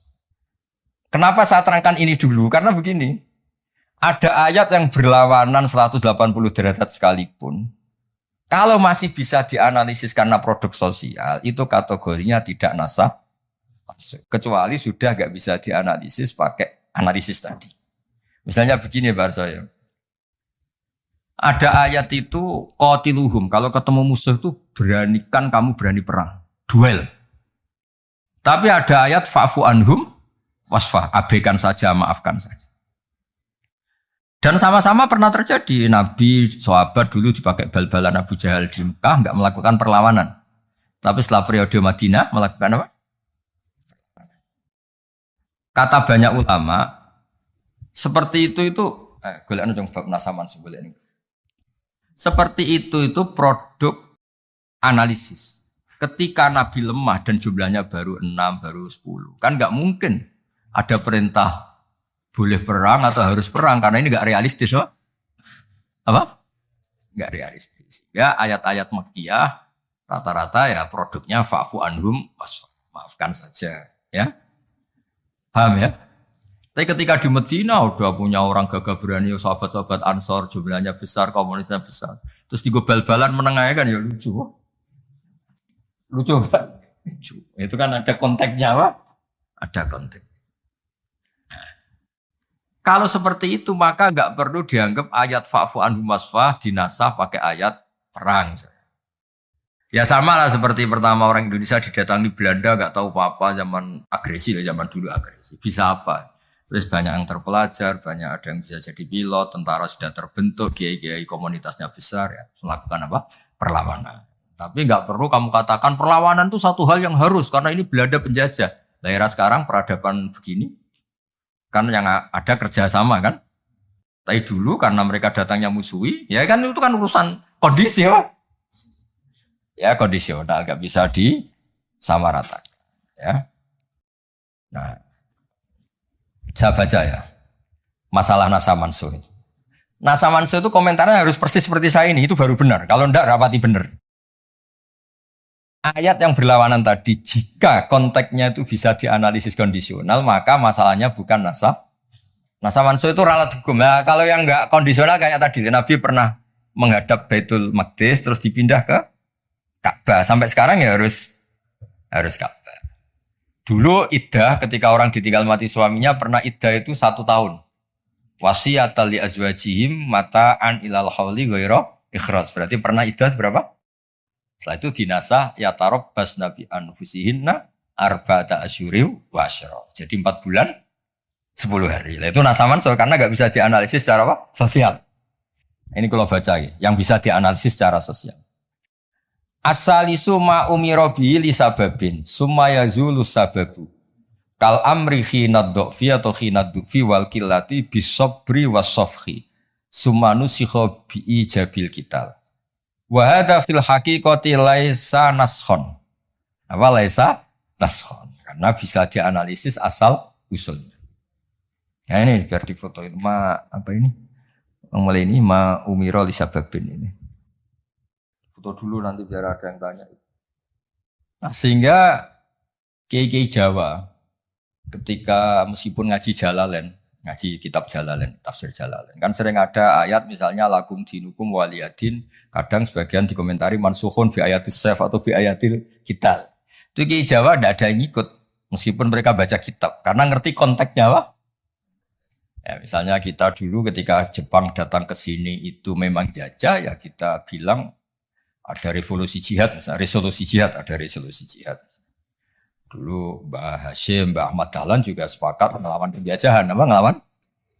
Jadi ketika ke sini studi banding atau ke sini tukar ilmu ya nggak ada masalah kan? Bahkan di Quran sudah diumumkan wa in ahadum minal musyrikin astajaruka ya fa'ajirhu hatta yasma'a kalam Allah. Ya, kalau ya kan ya tadi konteksnya beda. Ya konteksnya itu kemarin saya jagongan itu saya sama Pak Alwi Shihab, adiknya Pak Kures, kan dulu pernah Menteri Luar Negeri. Kata beliau, sekarang Gus ngomong rekonsiliasi cek susahnya, alasannya ngenang masa dulu. Nah, masa dulu ya ada yang sekarang nggak mungkin. Dulu pernah kan ada istilah zaman dulu pernah sedikit konflik dengan Malaysia, Pak Karno bilang ganyang Nah, masa sekarang kan ya jelas enggak itu. Tapi kan konteksnya beda. Dulu Mbak Hasyim, Mbak Madalan bilang resolusi jihad. Nah, sekarang kan enggak. Malah anak-anak ini nunggu ada beasiswa ke sana. Enggak belajar malah dulu ayah Amsterdam. Oh, bal-balan. Apapun itu kan hal yang seperti itu kategorinya itu ma uzila li sababin apa ma uzila li sabab. Jadi bilangnya bukan karena hukum nasa manso, tapi karena sebab yang berbeda. Saya tadi jagoan Warsoyo dulu itu orang kiai-kiai termasuk buya-buya itu ngaramkan orang pakai pantolan ya, pakai celana, pakai apa itu? Dasi. Karena itu londo itu. Mantas sababi komen bahwa minhum ya pernah kan ada era gitu. Lah sekarang rektor Universitas Islam Indonesia pakai celana, pakai dasi. Londo itu kalau dulu tuh. Sekarang enggak. Sekarang kalau pakai sarung malah dianggap wow, masalah itu. Kecil saya masih ingat orang pakai sarung tuh enggak dianggap sunat. Karena dulu katanya cerita dulu. Wong sing nganggo sarung kalau Upiok kalah terus kemulan turun ning rondan. Dulu pernah. Loh iya tak cerita kuno dulu tuh orang kalah main. Kalah main tuh. Ini saksinya banyak ini kan. Dulu sarung pernah ya nasibnya gitu pernah ya. Sekarang saja sarung jadi simbol pakaian apa? Santri. Dulu enggak. Ya, masih ingat ya cerita itu. Upiok kemulan main kalah kemulan tidur dia mah. Takro. Ya terus jangan bilang, oh ini sarung simbol orang kalah apa? Main kalah judi gitu. Jangan, sekarang konteksnya beda. Nah itu gak perlu kamu analisis pakai NASA. Maksudnya kalau suatu saat Anda baca ayat yang konteks maknanya kok beda sama sekali, nggak langsung boleh dianalisis itu NASA langsung. Ya aja konteksnya beda. Ya kira-kira gitu harusnya.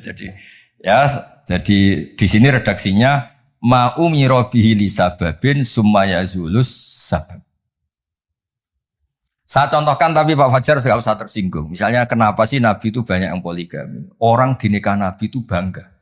Mertuanya ya bangga, iparnya ya bangga. Umatnya ya bangga. Saya tak tahu yang kamu nikah itu bangga apa enggak poligami. Sehingga dulu namanya Juwairiyah itu dulu ketangkep ketika perang. Wah itu orang Banil Mustalik itu bencinya sak pole sama Nabi. Kelompoknya Nabi juga benci sama Banil Mustalik. Setelah Juwairiyah itu dinekah Nabi, semua tawanan sahabat yang di Banil Mustalik dilepas. Asharu Rasulillah, ini keluarga besan. Yang sahabat juga ngelepas Banil Mustalik karena keluarga punya ini sekarang gitu, keluarga besar. Nah, maksud saya cerita saja, ada usaha itu gak usah cerita. Cerita aja cerita, maksudnya cerita. Kalau kamu poligami itu kira-kira istri kamu, mertua kamu, ipar kamu bangga apa?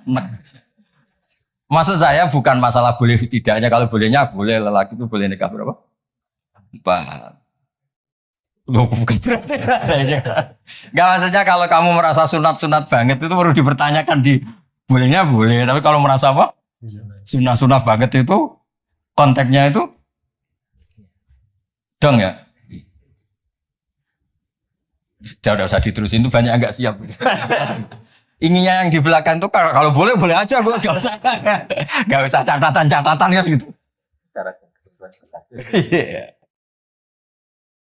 Ya sudah pokoknya ini ngaji rileks ya. Sekarang ini masih ada waktu 30 menit. Sekarang tentang mukjizat. Karena ini yang paling panjang itu tentang apa? Mukjizat. Saya sengaja saya letakkan di akhir. Saya baca takbir orisinilnya dari hadis Rasulullah SAW di Shahihul Bukhari. Saya ulang lagi di kitab Shahihul Bukhari. Nah, di kitab Shahihul Bukhari nomor hadisnya itu 4981. Kamu sudah hafal berapa? Ya, nomor hadis berapa? 4981. Di antara kebanggaan Rasulullah SAW itu beliau ngendikan, tidak ada nabi kecuali dikasih ayat atau mukjizat yang spektakuler. Kayak Nabi Musa kan bisa kayak simsalabim, mukul belah laut terus kering. Nabi Soleh juga batu besar ngeluarin onta. Ngeluarin onta, keren. Onta kok keluar dari batu besar. Ajaib lah. Nabi-nabi dulu itu aja. Tapi yang agak-agak kalau boleh dibahasakan, agak-agak gak rasional itu satu Pak Arso. Saya punya kitab namanya Al-Husunul Hamidiyah. Itu pinternya bukan main yang ngarang. Saya gak pernah jadi rektor Pak, tenang saja. Gak, tetap keren jenengan karena pernah jadi rektor. Itu mau pinter tok gak jadi rektor. Dia bilang gini, mukjizat itu dari kata ajaza yu'jizu ijazan ya kan? Ajaza yu'jizu ijazan. Sesuatu yang bikin musuh itu gak berdaya. Berarti fahuwa mu'jizun apa? Fahuwa mu'jizun. Berhubung wakilnya perempuan karena ayat itu kan mu'annas. Akhirnya mukjizatun. Ini masih punya sisa-sisa dulu ngaji lama ini di Kudus. Nggak tahu jadi begini. Dulu lama ngaji di sini. Ya berarti mukjizat apa? Sesuatu yang bikin musuh itu nggak berdaya.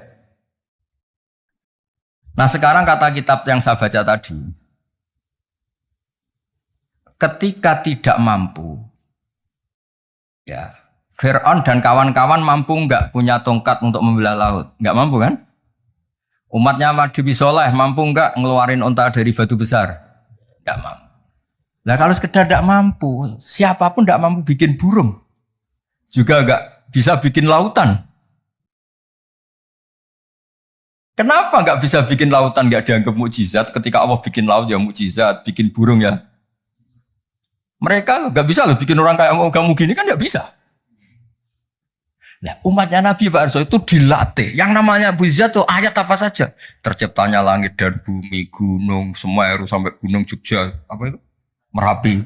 Semuanya itu mukjizat karena itu ayat Allah yang orang nggak akan bisa bikin. Sebab itu mukjizat Rasulullah itu dianggap paling rasional karena nggak usah nunggu yang dahsyat-dahsyat yang. Jadi cara Nabi Muhammad kalau ketemu Nabi Musa gejolokannya kira-kira gini. Musa mukjizat kok ngenteni ono ngono barang. Memangnya orang bisa bikin ayam, bikin pitik, bisa bikin nyamuk. Kan sama-sama berstatus mukjiz, sesuatu yang orang lain nggak bisa, makhluk tidak bisa. Lah umatnya Nabi itu nggak dilatih yang gitu-gitu, dilatih inna fi khalqis samawati wal ardi wakhtilafil laili wan nahari wal fulki sampai kabeh la ayati liqaumi yaqilun. Kalau kamu punya akal tuh semua sudah mukjizat. Ngapain sih mukjizat kok nunggu gitu-gitu gitu. Clear ya? Jadi makna mukjizatnya tidak kena untuk umatnya Nabi Musa itu tidak kena. Untuk ngakui lemah saja kok nunggu pertunjukan. Bikin rambut aja kan ya ada. Bisa untuk ngakui Allah dijaya saja kok nunggu pertunjukan. Harusnya keseharian kita juga sudah ada pertunjukan Allah yang menunjukkan kita ini tidak siapa.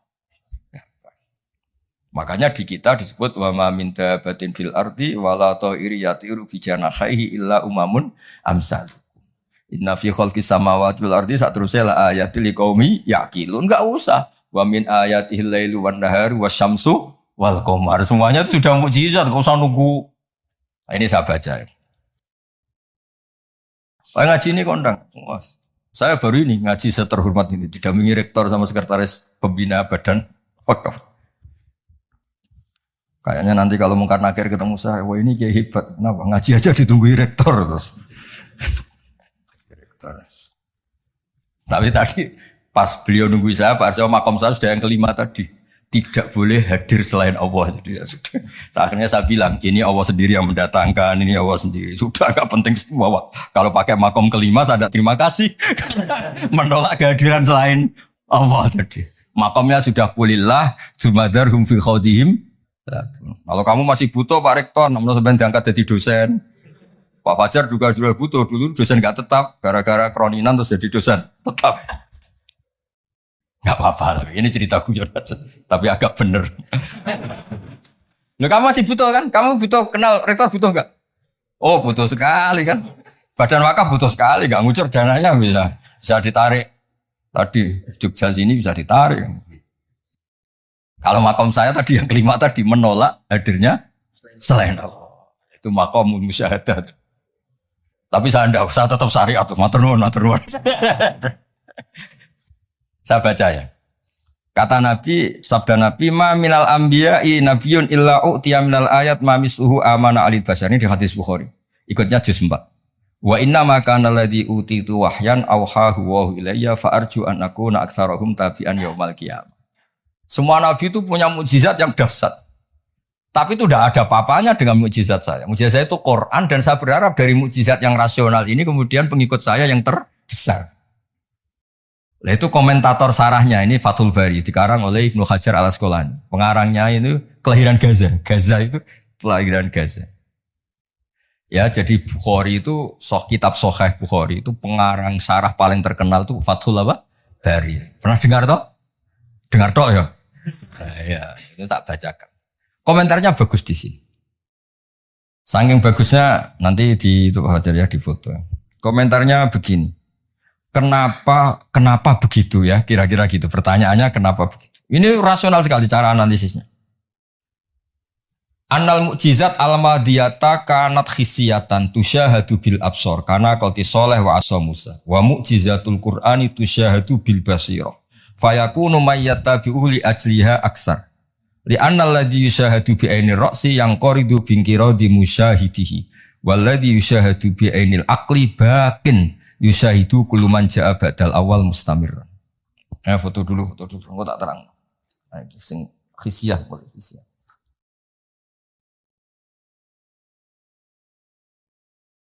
Yang mulai ini annal mukjizat al-madiyah kanat khisiyatan.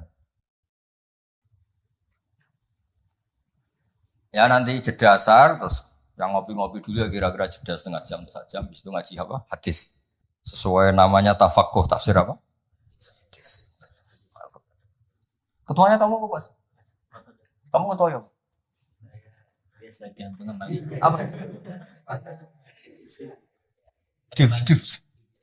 Divisit apa? Ini mau kamu Islamkan? Sudah Islam. Rono Sadili. Itu kali Imam Sadili masih sugeng, namanya dicatat gak terima. Imam Sadili itu ganteng, kaya, alim. Itu Imam Sadili. Terus jadi toreko apa? Sadili. Yang ganteng, alim, kaya. Budak dosen gini gak kaya raya. Gak punya atasan. Ini atasannya banyak. Sama Pak Nanang aja kalah. Nanang kalah sama Pak Fatwa Akhir, Allah itu kalah sama Badan Wakaf, ribet dunia. Yang benar saya itu langsung kulillah. Dah mentah Pak saya. Nah, khatam gitu. Begini logikanya, misalnya gini. Nabi Musa itu Nabi top punya mukjizat tongkat. Tongkatnya satu lagi. Misalnya dipakai Pak Fathul Wahid tidak bisa tak pakai saya. Dipakai ini tidak bisa dipakai itu. Karena hanya satu. Itu pun nggak ada jaminan kalau yang pakai kamu itu mandi. Tongkatnya bisa balik loh. Oh, dulu yang pakai Nabi ini kamu apa? Ini. Ya kan? Tapi kalau mukjizat Quran, logika yang dibangun itu terus menerus. Misalnya begini, saya nyontohkan pekerjaan dan saya ini dengerin betul. Allah itu ketika ngeritik sesuatu yang tidak nyata disebut batil. Batil itu beda dengan maksiat. Maksiat itu perilaku sosial yang salah. Tapi kalau batil itu sesuatu yang enggak nyata, apa? Misalnya gini, orang nyembah makhluk, nyembah Namrud atau Fir'aun. Mentuhankan Fir'aun itu sesuatu yang enggak nyata. Yang benar Fir'aun itu manusia bisa mati dan nyatanya mati. Berhala Lata Uzza itu patung. Patung itu Tuhan apa batu? Batu. Quran bilang gini. Qul ja'al haqqu wa ma yubdi'ul batilu wa ma yu'id. Hak itu nyata dan batil itu tidak pernah memulai dirinya. Yubdi'u itu memulai dari kata bada'a. Bada'a ya beda'u ikut wazan af'ala jadi abda'a yubdi'u. Kebatilan itu tidak bisa memulai dirinya sendiri. Pernah enggak 1 tambah 1 8? Enggak pernah kan? Nah, sekarang begini. Kemudian Islam yang datang dengan tauhid. Bahwa sesuatu dimulai dari angka 1. Terus misalnya dilawan. Enggak lah. Yang pertama itu angka 2. Yang pertama itu angka 3. Yang pertama angka 4. Nyari pasarnya enggak bisa. Pasar akal sehat enggak bisa. Sesuatu kok dimulai dari 4, dari 3, dari 2 itu nyarinya enggak ketemu apa? Karena barang batil atau tidak hak itu enggak pernah nyata. Makanya saya pernah ketika diminta Pak Arsoyo tausiah lah. Saya di Badan Wakaf saya pernah cerita Imam Amudi itu guru matematika. Ketika beliau meninggal, murid-muridnya janggal. Ini guru saya masuk surga enggak karena guru matematika. Kayak kamu janggal ini Pak Rektor ini masuk surga enggak karena penggawaian itu jedasinan celananan. Tapi ternyata semua itu demi apa? Islam. Ternyata Imam Amudi pas di alam roh itu Kamu nggak harus percaya cerita ini, bisa aja kamu nggak percaya. Gak penting maknanya, gak penting ceritanya, gak penting. Tapi sama Allah sama siapa takbirnya? Ya amuti istadillah bi wahdaniyati bi khadrati mal. Istadillah ala wahdaniyati bi khadrati malaikat. Karena malaikat itu udah komplain. Ternyata malaikat yang komplain kita tuh banyak. Malaikat ini ada di beberapa hadis. Ya Allah, apa ada orang yang imannya itu ngalahkan kita? Jawabnya Allah, ada manusia. Allah udah bilang ustadz, manusia. Manusia mukmin ya, kamu termasuk. Kok bisa ya? Malaikat selalu tanya, kok bisa? Kalau kita iman kan langsung melihat surga, neraka, aras. Jadi kalau kata iman kita pasti lebih valid karena menyaksikan langsung. Manusia kan enggak. Di dunia kan macam-macam. Ada dangdutan, ada macam-macam. Tapi ternyata imannya enggak tergoyahkan. Ternyata apa? Logika yang dibangun Imam Muti itu. Coba kamu terangkan kenapa manusia yang di dunia seiman itu kalau saya ini satu. Jawab Imam Muti gampang. Beliau nulis. Angka setelah 2, 3 sampai 1 miliar 1 triliun. Nisbatu dzalika ilal wahid nisbatul far'i ilal asli. Angka itu 2, 1 miliar 1 triliun. Dibandingkan angka 1 semuanya tetap cabang. Yang pokok itu keyakinan itu kan gak terbantahkan oleh Anda dan gak bisa digoyang kan? Mbok kon urip melarat, baulet tetap nak tauhid itu harga mati. Ya enggak? Akhirnya malaikat manduk-manduk. Cara Jawa mandek man imannya manusia gak tergoyahkan karena logikanya pakem. Bahwa angka 2, 3 ila mala nihayatallah sampai tidak terbatas. Nisbatu dzalika ilal wahid nisbatul far'i ilal asli. Kemudian setelah itu Imam Mahmudi gambar Pak Arso. Gambar sekenanya aja bisa gambar gedung, gambar rumah, gambar mobil. Gambar apapun juga dimulai dari min nuqtah wahidah dari satu titik. Gambar itu baik, besar, elek, apik tetap dimulai dari satu titik. Nah, makanya Quran dimulai dari bismillah sebagai isyarat semuanya dimulai dari nuqtatil wujud yaitu Allah Subhanahu wa ta'ala. Nah, mukjizat ini yang dimiliki umatnya Rasulullah sallallahu alaihi wasallam. Misalnya kita bela Nabi itu poligami atau orang-orang soleh poligami. Belanya gampang karena pakai rasional. Ngurmat orang satu apa? Ngurmat perempuan satu hukumnya apa? Baik kan? Ngurmat yang baik loh maksudnya bukan ngurmat tok. Ngurmat perempuan satu yang baik hukumnya apa? Baik. Kalau 2 lebih baik. Logika loh udah usah dipraktekkan. Ini kan cerita orang baik bukan cerita kamu bukan. Orang baik, ngurmat perempuan satu baik. Jadi apa? Baik. Ngurmat 2. Nah, sekarang tinggal waliannya. Kamu satu saja kamu terlantarkan. Melantarkan orang satu. Dosa. Orang 2. Lebih dosa. Itu kan ada. Jadi meskipun Anda tidak berani poligami, membela bahwa kenapa sih nabi-nabi dulu poligami, gampang. Logik. Ya gitu. Tapi tidak harus kamu praktekkan. Kamu karena kamu orang baik gitu maksud saya. Tapi untuk membela secara rasional tuh gampang. Ya orang baik ngerawat orang satu. Baik ngerawat orang 2. Dah ya. Sekarang yang kamu menerantarkan orang satu. Dosa 2. Dosa. Jelas ya. Jadi makanya agama ini dibela sama Allah dengan status liqaumi yaqilun liqaumi yatafakkar. Enggak usah pertunjukan kayak mujizat tadi intinya agama ini enggak perlu pertunjukan Nabi Muhammad terus ngomong. Nah, kalau gitu kasihan kiai-kiai yang sekarang. Misalnya, saya percaya kalau kamu ketua DPI asal bisa terbang ke Mekah. Ya repot kalau. Saya percaya kamu rektor Universitas Islam asal bisa Gunung Semeru kamu pindah, Merapi kamu taklukkan. Wah ya repot kalau ukurannya gitu-gitu terus ya. Cukup ukurannya pakai hukum sosial. Hukum sosial itu biye alladzina yunfikuna fis-sarra wa dharra. Ketika kita longgar ya mudah sedekah, ketika susah pun mudah sedekah. Rumus yang kedua apa? Termasuk wal kadhiminal ghaidh. Coba sistem sosial itu yang menyelamatkan itu satu, wal kadhiminal ghaidh. Kalau emosi itu dikendalikan. Coba andaikan Pak Waktu Wahid ketika jadi dosen, kalau emosi nabrak mahasiswa, kalau emosi nendang mahasiswa, enggak akan jadi rektor, di penjara. Berarti yang menyelamatkan karirnya apa? Wal kadhiminal ghaidh. Sebagian hadis nerangkan apa? La taghdab faradada miran faqala. Pak Arso juga sama, ini kan beliau dulu ketika sekedar dosen sudah nampari mahasiswa, nggak akan pernah jadi rektor. Sudah di penjara. Saya jadi kiai meskipun kata orang banyak salim, terus nuabo ikon, langsung gagal jadi kiai. Artinya apa? Rumus sosial Quran dimulai yang penting kumpul sosial itu dermawan. Yunfikuna fisarra wa darra. Terus hukum sosial lagi wal kadhiminal itu kalau kecewa itu mudah memaafkan, bisa nyimpen wal afina. Coba semua tidak perceraian ya barokahnya wal afin mudah memaafkan. Kalau semua orang ngungkit-ngungkit yang enggak penting-penting, masalah semua kan satu Indonesia. Aslinya gini, Islam tuh ngatur peradaban tuh logis aja loh. Saya kalau nyontohkan gini, kamu di Jakarta, merantau di Jakarta atau di Thailand atau di mana saja. Dan Anda melakukan sama teman kamu yang kamu cari zaman berteman itu kenangan kamu sebagai yunfikun, orang yang memberi al-yadul ulya khairum al-yadis sufla. Mampir ku pede. Misalnya ku itu konco jenis Parmin di Jakarta atau di Thailand. Ketika kamu kenal di Kudus, kamu sering ngamal, kalau kecewa ya tidak main tampar. Kamu mampir pede ndak? Pede. Coba kalau kebalikannya, ketika Parmin di sini kamu tamparin, setelah itu kamu kikir, mau mampir itu gak ada pede. Ternyata aturan pede juga diatur. Ketika Quran memulai cerita orang baik apa? Alladzina yunfikun. Yunfikun itu yang melakukan infak. Hubungannya dengan orang lain itu kalau bisa memberi. Kalau enggak bisa, ya paling enggak ganggu. Makanya Nabi ngendikan izzat fima indanas uhibbakan nas. Kalau kamu enggak tukang ganggu harta orang lain pasti disenangi manusia. Kamu didulani teman yang enggak akan pinjam motor kamu, mobil kamu kan tenang.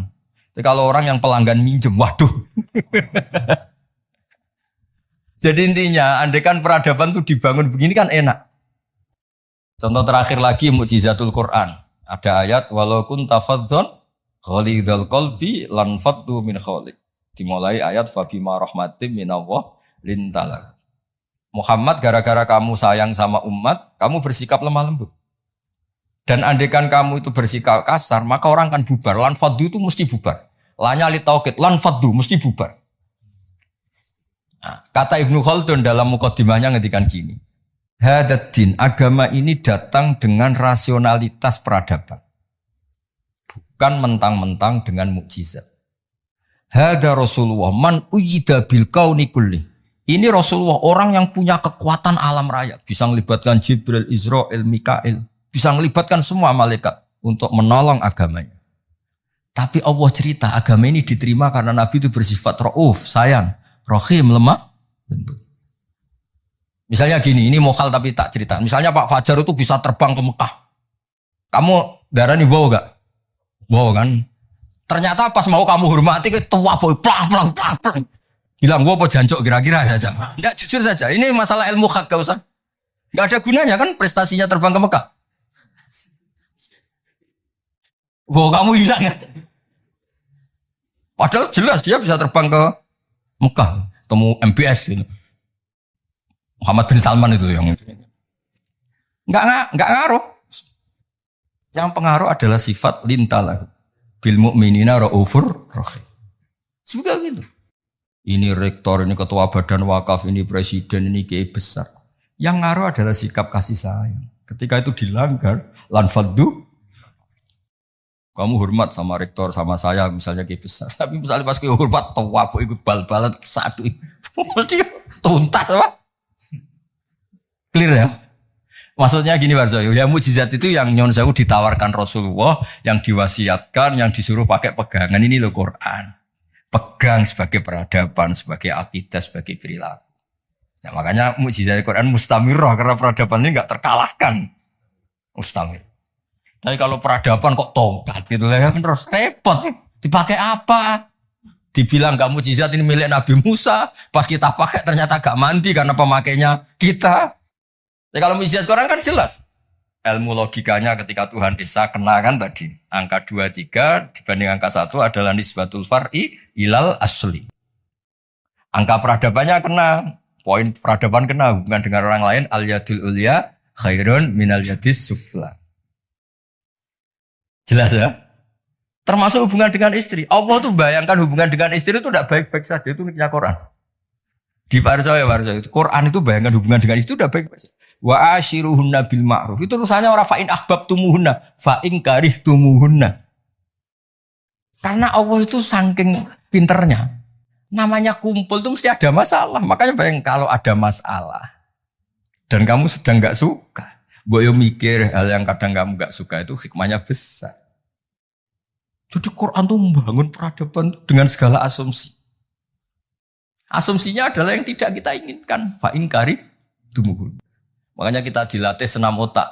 Wa asa antusibu syai'an padahal bahwa syarrul lakum. Waliannya juga wa asa antakrahu syai'an wa huwa khairul lakum. Kita tidak pernah tahu. Dan itu akhirnya itu yang menyelamatkan kita. Coba yang menyelamatkan kamu apa? Berpikir positif kan? Dan itu aturannya Quran. Satu pernah baca kitab. Dan itu kebetulan ada orang yang minta nasihat saya. Saya habis baca kitab itu. Dia ketika kaya raya jabat temannya banyak. Ketika miskin jadi buruh temannya tidak ada yang main. Dia ngeluh. Wah ini orang munafik semua. Ketika saya jatuh tidak ada yang kesini. Dan dia sudah jadi buruh bikin bata itu. Bikin batu bata itu. Terus tak bilang, malah bagus gitu. Kalau teman-teman kamu datang, terus kamu ditonton pas dibentak-bentak majikan, malah kamu malu tuh. Jadi Allah bikin kultur itu bagus. Kalau miskin, jatuh nggak ada yang main. Kalau main kamu malah jadi tontonan. Oh iya Gus, baru tertawa-tawa. Jadi di balik yang kamu tidak suka itu ada kebaikan. Makanya Imam Syafi'i saya sering cerita di mana-mana. Imam Syafi'i itu ada orang ketemu beliau cium tangan hormat, setelah di luar maki-maki. Sapi gini. Terus ada yang lapor. Orang yang tadi cium tangan engkau, yang hormat engkau di luar maki-maki kamu. Imam Syafi'i tertawa-tawa. Loh kamu dicerita ini ketawa. Baguslah berarti sapi bawah. Di depan saya tidak berani. Dianggap pendek saja. Maksudnya ini ijazah ke rektor. Kalau ada yang di luar kok gak cocok. Depan saya gak berani. Wibawa saya. Saya gunakan. Jadi kadang dianggap pendek saja. Terus diceritain lagi. Oh ini separuh kampung kamu itu gak suka sama kamu. Jadi Imam Syafi'i, bagus lah. Yang gak suka itu pasti gak pernah utang itu. Gak pinjem-pinjem itu. Yang masalah itu yang suka. Orang kalau gak suka kan gengsi mau pinjem, mau ngutang. Artinya dianggap hikmahnya itu. Jadi sesuatu yang kamu kadang gak suka itu hikmahnya besar. Misalnya kamu punya istri, merengut yang ngamuan. Bagus itu. Nak guya-guya, beong lanang dia pusing juga kamu kan. Ya, intinya itu apa ngajari kita senam wasa untuk ibu syai'au wa syarrul lakum. Kadang wasa antakrahu syai'au wa khairul lakum. Terus kita berkesimpulan gimana? Wa ya'lamu wa antum la ta'lamun. Sudahlah kita sebagai manusia yang lemah berkesimpulan yang tahu itu apa, kita tahu apa? Kita tahu apa. Nah, hal gini yang menjadikan Quran itu abadi. Ya, ini sebelum asar tak bacakan tak berlagi ini di kitab Itqan. Ini lebih bagus, lebih ekstrim. Itu tadi kitab Fathul Bari yang barusan tak baca Pak Fajar. Kalau ini dari kitab Al-Itqan. Itqan spesialis tentang ulumul Quran. Ini kalau mau Pak Arso ya. Wa aksaru mu'jizati hadhil ummah aqliyatun li farati dzakaihim wa kamali afhamihim. Wa li anna hadhihi syari'ata lamma kanat baqiyatan ala safahatid dahri ila yaumil qiyamah khussat bil mu'jizah al-aqliyah al-baqiyah. Jadi agama ini karena akan dipakai sampai kiamat, maka agama ini harus logis. Karena ini yang bisa menyelamatkan. Misalnya gini logis. Ketika saya hubungan dengan Pak Fathul Wahid baik-baik saja, karena hubungannya saling manfaat. Dan Islam mengharamkan madharati ke orang lain, merusak orang lain, merusak sarana umum. Dan itu yang menyelamatkan peradaban adalah Allah gak suka perilaku apa? Merusak. Kita di mana-mana kan baik-baik saja kalau kita tidak merusak hanya orang lain. Terus Allah cerita lagi, wa yuhibbul muhsinin misalnya, inna wa yuhibbul muhsinin. Kita hidup di mana saja kalau kita ihsan pasti baik-baik saja. Gak usah pakai mukjizat tongkatnya Nabi Musa tuh, pontang mentung go tongkat ngalor ngidul, pakai akek Sulaiman misalnya, gak usah. Yang menyelamatkan kita itu peradaban yang dibangun Allah Subhanahu wa ta'ala. Nah, cari-cari foto Amit Pak Fajar. Nah, ini mulai itu. Jadi kalimatnya itu ya kalimat di kitab Itqan ini jelas khussat bil mu'jizah al-aqliyah. Jadi kamu tidak usah terbang ke langit untuk tahu kalau Allah itu Esa. Juga ada harus coba saya ceritain Pak Harso. Ini di sini ada kalimat itu betul-betul sadis, tapi sadis yang baik. Wa aksaru mu'jizati Bani Israil kanat khisyatan li biladatihim wa qillati basaritihim. Dasar bodoh, mukjizat agak wow, gak ngandel. Misalnya contoh barang gini. Andai kan Anda jadi Nabi Musa, Anda akan ya jadi rektor aja agak susah apalagi jadi Nabi Musa. Nabi Musa itu pernah debat Pak Arso sama Fir'aun. Pertama debat itu lucu, Nabi Musa kan disuruh Allah datang ke Fir'aun. Dia cerita, Fir'aun kamu harus nyembah Allah, Allah itu Rabbul Alamin. Kata Fir'aun, Tuhan kamu itu siapa kalau gitu? Ya Rabbul Alamin, Rabbus Samawati wal Ardi yang nuhani langit dan bumi. Dari Fir'aun gini, terus manggil Haman, Haman itu ajudannya. Jangan dibahasakan arsiteknya, nanti tersinggung ini yang arsitek. Sebenarnya Haman itu kan arsitektur. Iya kan? Enggak usah. Jangan terus arsitektur berarti jabatannya apa? Jangan. Ya, ini arsitektur yang Islami. Kata Fir'aun. Ini contoh bahwa akal dengan dasar itu menang akal. Saya ulangi, akal dengan dasar itu menang akal. Kata Fir'aun gini, saya jalan-jalan kemana-mana setahu saya yang dituhankan saya. Karena dia pakai contoh fisik. Fisiah itu fisik yang bisa diindra. Ma'alim tulakum min ilahin huiri. Saya jalan kemana-mana ternyata yang jadi Tuhan itu saya. Nah terus akhirnya Nabi Musa bilang, Tuhanku yang menguasai langit. Loh, Fir'aun malah kurang ajar lagi bar saya. Haman sini. Ibnili sorkhan. Ya Haman ibnili sorkhan la'ali abluhul asbab. Asbab as-samawati fa'attali'a ila ilahi Musa. Haman, saya bikinkan piramida yang tinggi. Saya mau ngintip Tuhannya Musa. Padahal Nabi Musa tahu, meskipun diintip juga gak kelihatan kan. Jadi Nabi Musa, saya saja gak pernah lihat, apalagi kamu. Nah itu kan masalah kalau betul sudah bikin piramida. Gak tahu ini pas kuliah belajar apa lihat piramida, gak tahu. Nah, kan masalah ya. Gara-gara orang Bani Israel memaksakan semuanya itu hisyah. Ukuran nyata ndak itu apa? Hisyah, fisik gitu. Nah, ini hisyah. Ternyata apa Pak Arso? Yang bisa mengalahkan Fir'aun itu logika yang dibangun Nabi Musa. Makanya di alam roh itu Nabi Musa itu ditanya sama Allah. Musa, keinginan kamu yang belum kesampaian apa? Menjadi umatnya Rasulullah Muhammad. Kenapa? Karena itu rasional Pak. Tapi enggak kuliah di UI, andekan nyata, jadi enggak mau tetap. Aku yakin orang Bani Israel gengsinya tinggi, enggak mau tetap dia. Dia tetap jadi umatnya Nabi, tetap saja enggak mau kuliah apa? Sok Nabi direktori, enggak Nabi kan enggak mau.